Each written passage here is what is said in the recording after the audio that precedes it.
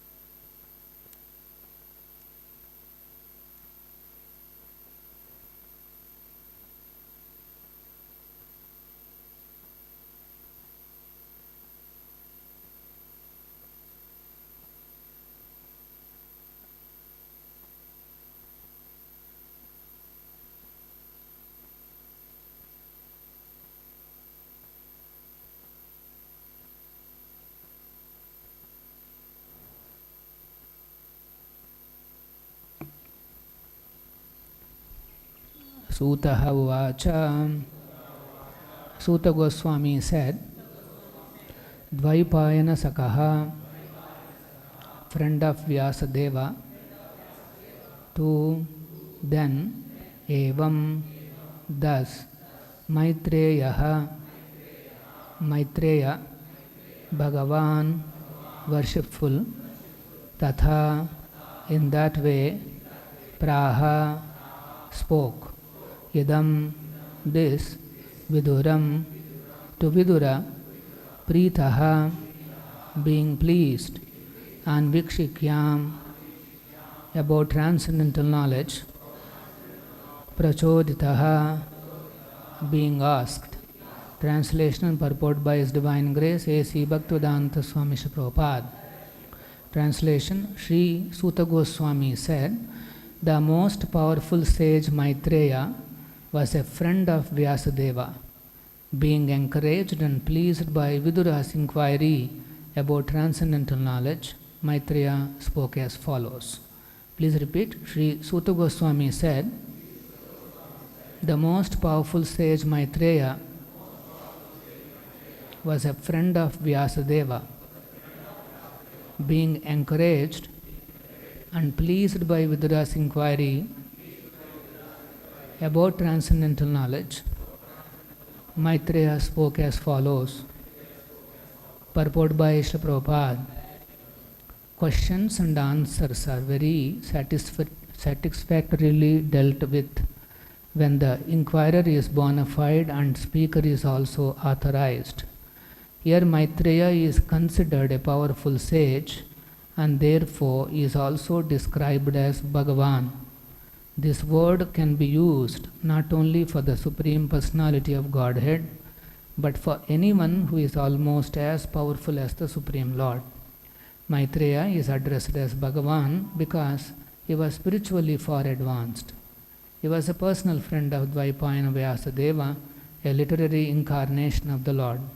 Maitreya was very pleased with the inquiries of Vidura because they were the inquiries of a bona fide advanced devotee. Thus Maitreya was encouraged to answer. When there are discourses on transcendental topics between the devotees of equal mentality, the questions and answers are very fruitful and encouraging.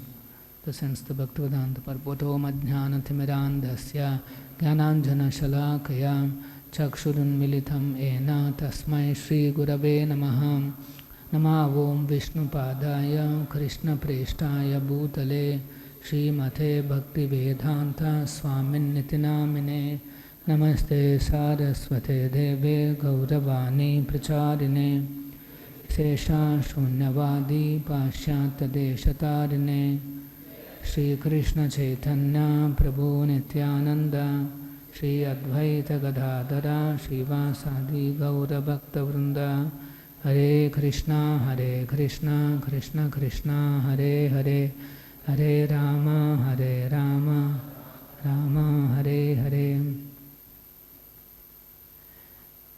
So the sages of Naimisharanya, headed by Shaunaka Rishi, wanting to know pastimes of Lord Kapila, inquires from Sūta Gosvāmī. And Sūta Gosvāmī is in turn referring to the conversation between Maitreya and Vidura. So here it is mentioned, Dvaipayana Sakastu Evam Maitreya. And this Maitreya, sage Maitreya, is not ordinary, he is Dvaipayana Saka. He is a friend of Vyāsadeva, and then here he is referred to as Bhagavan. So Prabhupada is explaining in the purport that Bhagavan actually refers to Krishna, the Supreme Personality of Godhead.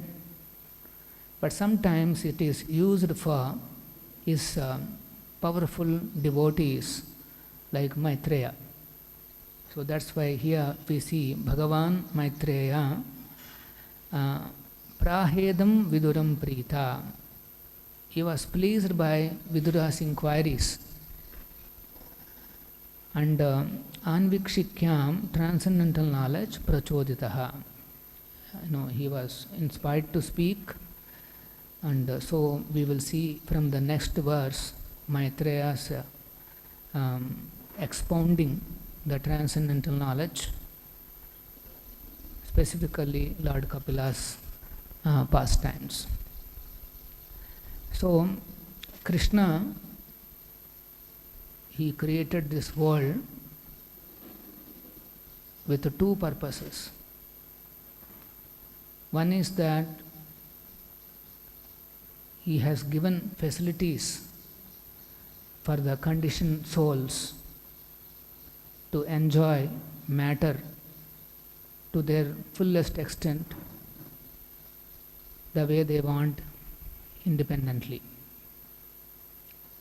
And in this world you see all the conditioned living entities are always behind enjoying matter in various forms. Actually, the living entity is not the controller of matter. Krishna is the controller. But the living entities have the potency to utilize the matter. So that's why they are superior than this jada padartha, this matter. They are superior. They belong to superior energy of the Lord. But Krishna also one more plan for this world, because he knows as living entities chase happiness in this world of matter, Krishna knows that they will not be satisfied. The more they chase, the more they try to enjoy this matter in innumerable forms and innumerable ways, the more they try to squeeze out happiness from this matter more and more, the result is that they will be dissatisfied more and more. Not only that they are dissatisfied, they will also gradually become violent and prone to lot of envy and hatred. This is the result. As one chases this matter, his qualities will become more and more asuric or demoniac. So in the name of technology, in the name of advancement, as the demoniac technologies comes out, people will only be harassed more and more. The technologies will actually technology is a neutral thing, but people are already corrupt. So they use this technology for their corrupt exploitation of this world. So Krishna knows that as the people get attracted more and more to exploit the matter, he knows that they will not be satisfied. So Krishna also has a wonderful system of educating everybody in transcendental knowledge. And that system is the system of disciplic succession. Krishna has instituted a educational system for everybody within the universe to get educated about something beyond what they generally know. All the conditioned living entities have a limitation to know what is happening in this world or what is around. It is said that we are all bound by our thoughts. Our thoughts creates a small universe for ourselves, and we are caught up in that universe. Of course, we can say universe, but actually the Shastra says everybody is caught up in his own well. Our thoughts limit our existence, our understanding to a small well. Even if somebody is very thorough in understanding the well, every brick of it or every particle of it, still his whole existence is limited to a small well. And so when he comes in contact with transcendental knowledge, he is jolted out of this well. Wow, there is something beyond this well. He will be shocked out of his well of thought, and he will suddenly see a broader concepts, a broader universe, something beyond that he can comprehend till that time. This is the real transcendental knowledge. So Krishna, because this is his desire, that the living entity should know something beyond this matter.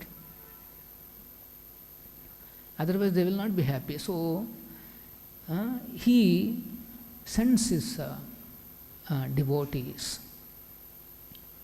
he sends acharyas, messengers, to come into this world and jolt people out of their wells, take them out of their wells. So that's why any conditioned living entity comes in contact with Prabhupada and his books, the first thing that happens is an expansion of his thought. His thought process will change. Oh, there is something beyond what I know. what I can possibly know in my entire life is simply nothing but a small well. But here, what a thought process, what an understanding. There is so much to learn.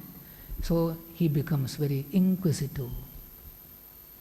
He understands that I need to learn a lot of things. So he accepts such an acharya as his spiritual master, and he fully surrenders unto him. So this is very important. It happened to all of us. By reading Prabhupada books, we understood that yes, there is God, there is Krishna, and there is a way to live with Krishna even while we are in this world. So that shaken us, that yes, there is something to be learned and something to be achieved. So Krishna, he himself comes in the form of Acharya. Krishna Guru Rupena, he comes in the form of Guru,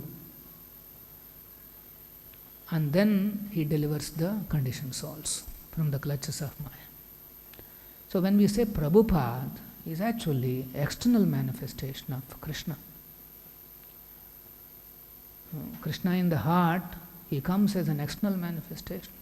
In the Acharya Rupena, he delivers the conditioned souls.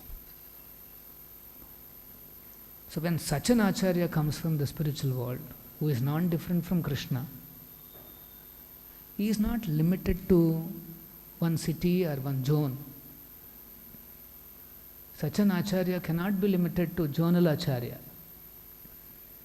Nowadays, city Acharyas, Bangalore, Hyderabad,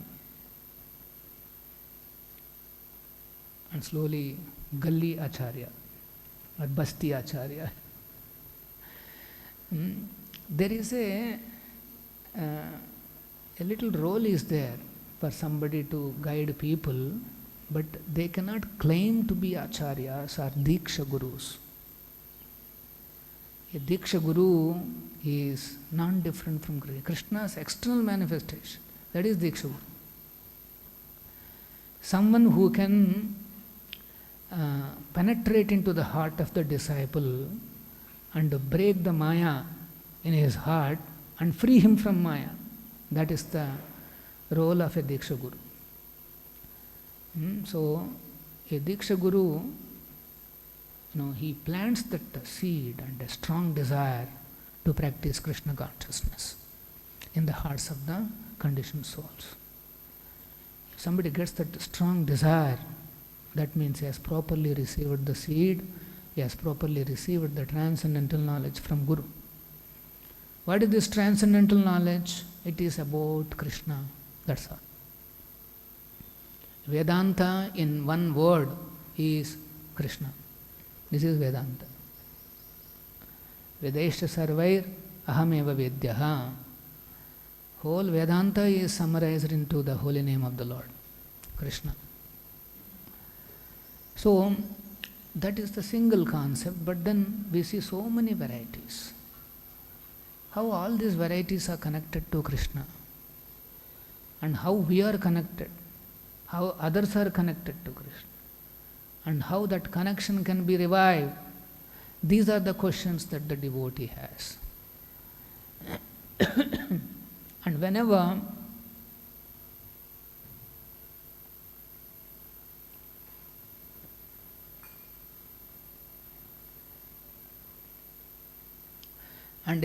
we fail to see the connection with Krishna, immediately we get attracted to that object materially, because we've forgotten to see the connection with Krishna.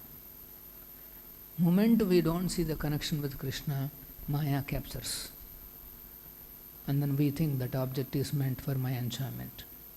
So Prabhupada, in his purports, in his classes, in his various Vani, he clears these misconceptions. And he gives the way by which we can see Krishna. Always. So, we are talking about such Diksha Guru, who is non-different from the Supreme Personality of Godhead. And when he speaks, that Vani lives eternally. And that is a transcendental sound. The words that are emanating from the lotus mouth of Prabhupada, they are not ordinary sounds. They are not sounds of this world. They are transcendentally surcharged, powerful sounds. And it is said that when the conditioned soul listens to such sounds, he wakes up. Simply by attentively hearing Prabhupada's teachings, one can revive.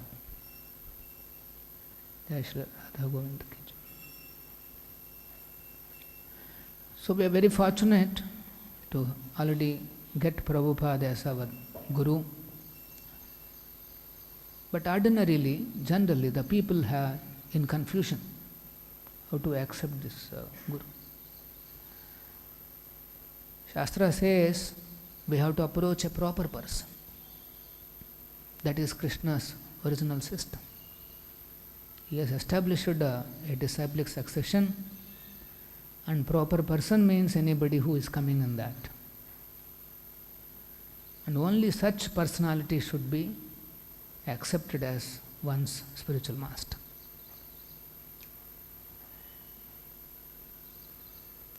In one of the some kind of an interview,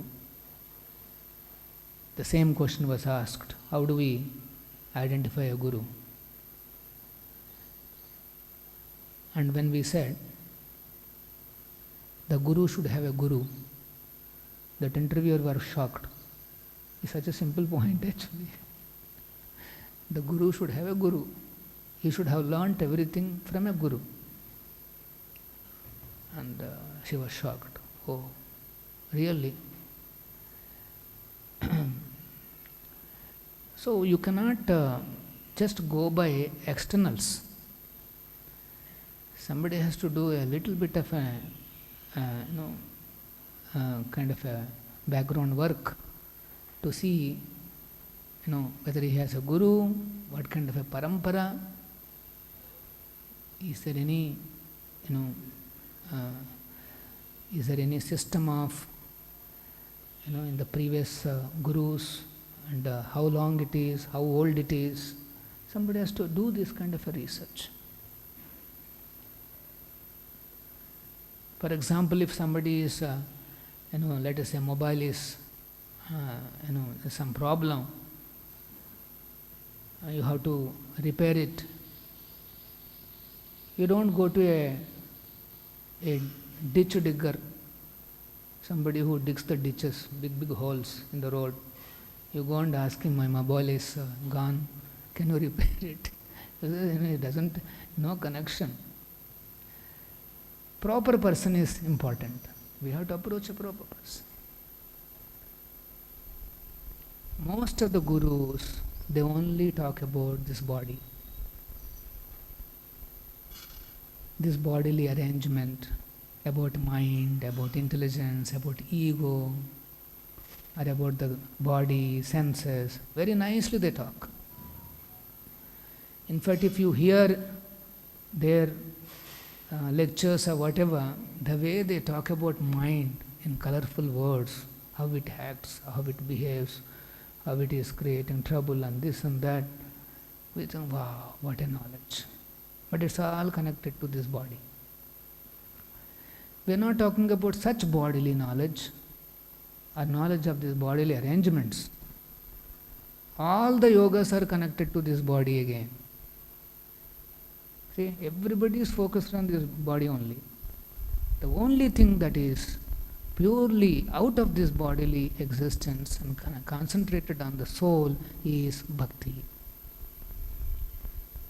That is the transcendental. Transcendental knowledge means it is not talking about these bodily arrangements and bodily things. Transcendental knowledge is beyond all this. That's why bhakti is transcendental. And so such guru should be brahmanistam. He should be fixed in the service of the Supreme Personality of Godhead. He should have a bona fide Guru himself, and then that bona fide Guru should have one more bona fide Guru, and finally it should have started from Krishna himself, and that is the original system. Krishna is the original spiritual master, and if anybody claims to be a spiritual master, he should represent Krishna as he is. Whatever he says Krishna, then he has to repeat that as it is. If the Guru concocts, mixes something else, and comes up with a different formula or idea or a process, then he is not a bona fide Guru. Bona fide Guru means he is fully, he just repeats whatever he has heard from his superiors.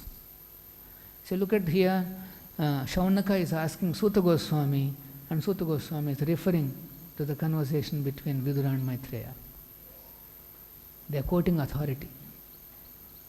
So transcendental knowledge in our circles, in the devotee circles, if you want to tell any point, then you have to quote from the authorities.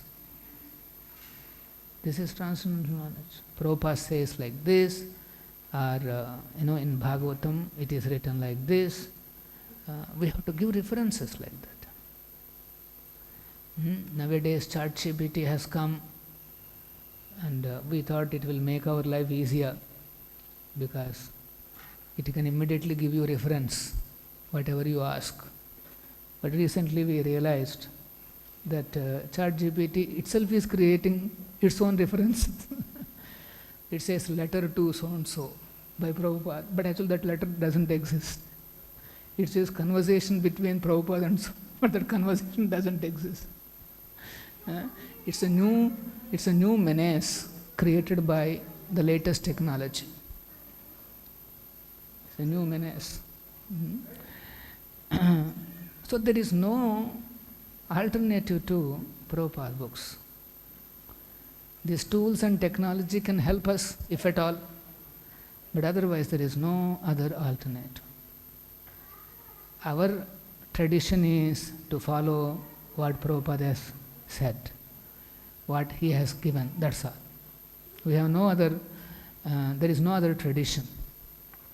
So that's the, so here we see that Vidura is asking very eagerly questions to Maitreya, and Maitreya is also very pleased, and then is inspired to speak, and Anvikshikyam is giving transcendental knowledge that he has heard from his own authorities. Mostly he is a Dvaipayana Sakha, so the same knowledge that Vyāsadeva knows, even Maitreya also knows. So we see that he gives this knowledge. In Krishna, while explaining this system of approaching Guru in Bhagavad Gita, he says, Tadvidhi pranipathena pariprashnena sevaya. He says, three things he says, pranipata, pariprashna and sevaya. Pranipat means surrender or acceptance. But Krishna is not saying that's enough. Pranipat should be there, submissive hearing should be there, but that's not the end of it. A disciple should be eager to get clarity, clear understanding from the Guru. Whatever Guru is explaining, we are hearing submissively, that is nice, that is the first step. But then a disciple should be careful to get clear understanding from the spiritual master. And that's why pariprashna is being given. One has to ask inquiries. He has to ask inquiries. And the inquiry is for giving service to spiritual master. The inquiry and answers should ultimately bring inspiration to do some seva to Prabhupada and Prabhupada's mission. This is the process. Otherwise, our particular, our sampradaya, doesn't encourage any blind following. It encourages, you should get clarity, clear understand. So that's why whenever Maitreya, so here we see Maitreya, when he heard, very eagerly Vidura is asking questions, he is very happy. Eagerness means he is hungry. Disciples should have hunger for learning something from the spiritual master. He should have hunger. Guru has come to give transcendental knowledge. So disciples should be very eager to receive it. And eager to please the spiritual master so that he can give the instructions and transcendental knowledge automatically. If one pleases the Guru, Prabhupada, then automatically the transcendental knowledge will be revealed. It will be revealed to him. And pleasing Prabhupada is the only duty of the disciple. That's all. There is no other. That's the only duty. Krishna has sent a Guru who is non-different from him. Navamanyeta. We should not consider him as an ordinary person. Acharyopasanam, Krishna is recommending all these things. And such a Guru, because we have got the shelter of such a Guru, now next our goal is just simply satisfy him. A devotee should not be absorbed in the challenges of life, about the ups and downs in his life, or health issues, or his weaknesses. These are all there. But what is important is, with all this, how much he is trying to satisfy the spiritual master. And then humbly submit to the master that Prabhupada, yes, I want to serve you, I surrender unto you, but I am harassed by all these limitations. Please bless me so that I can serve you more. Disciples, all those challenges will be removed by Guru's blessings. So instead of getting absorbed in all that, one should be absorbed in what to do next in order to serve the spiritual master's mission, Prabhupada's mission. He is not like a Guru that we hear in many other institutions. He is directly Krishna's, Paramatma's external manifestation. We are talking about such Diksha Guru. So now we have nothing else to achieve, simply how I can increase my surrender, how I can increase my service, so that Prabhupada is pleased. This should only be the goal of the disciples. And Prabhupada has kindly given all these books. He said he is living in these books. And whenever you read, certainly Prabhupada will clear up whatever doubts you have and whatever challenges you have. Mystically you will see, on that day whatever you are reading will answer your questions. Mystically you will see that class has some points. Mystically you will see, and some other quote or something that you received will have this answer. So Guru and Krishna, they combinedly deliver the disciple. Krishna also encourages us to surrender to Prabhupada, and Prabhupada encourages us to surrender to Krishna. So if you surrender to these great personalities, Guru and Krishna, then our life will be success. We'll close here. Shri Prabhupada ki jai, Srimad Bhagavatam ki jai.